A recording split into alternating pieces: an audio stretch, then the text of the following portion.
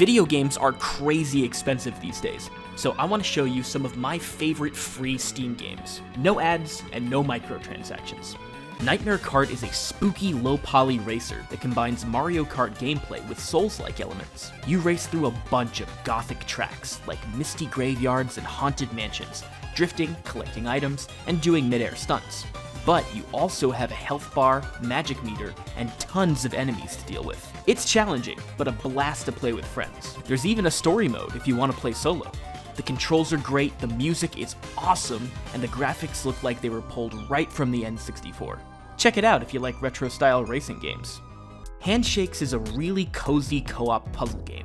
These two guys have stretchy arms, and you have to get them to shake hands, but they each have a number indicating how many squares they can stretch their arms. So you need to push blocks, hold down buttons, open doors, and sometimes even chop off your own hand to create a path to each other.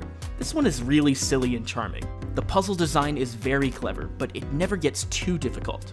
You can play single player, but I'd highly recommend getting a friend for local co-op. Tadpole Tales is the most charming shmup I've ever played. The river and its inhabitants have been corrupted by pollution, and it's up to this tiny tadpole to save the day. But instead of shooting bullets, you shoot water to clean the pollution off enemies.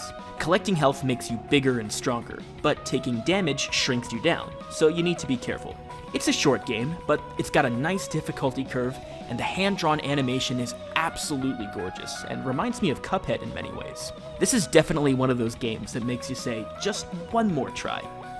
Sheepy: A Short Adventure is a breathtaking pixel platformer set in an eerie post-apocalyptic world. You're a ghost possessing a stuffed animal who explores the ruins of a decaying city. Along the way, you'll find journal entries, tape recordings, and gory crime scenes, each with a clue as to how the world ended. You also collect new abilities to help you reach new areas. The atmosphere is spooky, the pixel art is stunning, and there's tons of interesting lore to get immersed in. Definitely give this one a try. One Night Hot Springs is a wholesome visual novel with great LGBTQ+ representation. The story follows a Japanese transgender woman named Haru, who goes to a bathhouse for her friend's birthday. What starts as a fun night turns into a meaningful conversation about gender identity, sexuality, and mental health. You really grow attached to the characters as they open up about their struggles, and there are multiple endings based on your choices. As a member of the LGBTQ+ community myself, I found this one really validating. The Were Cleaner is a mix of stealth gameplay and cleaning simulation.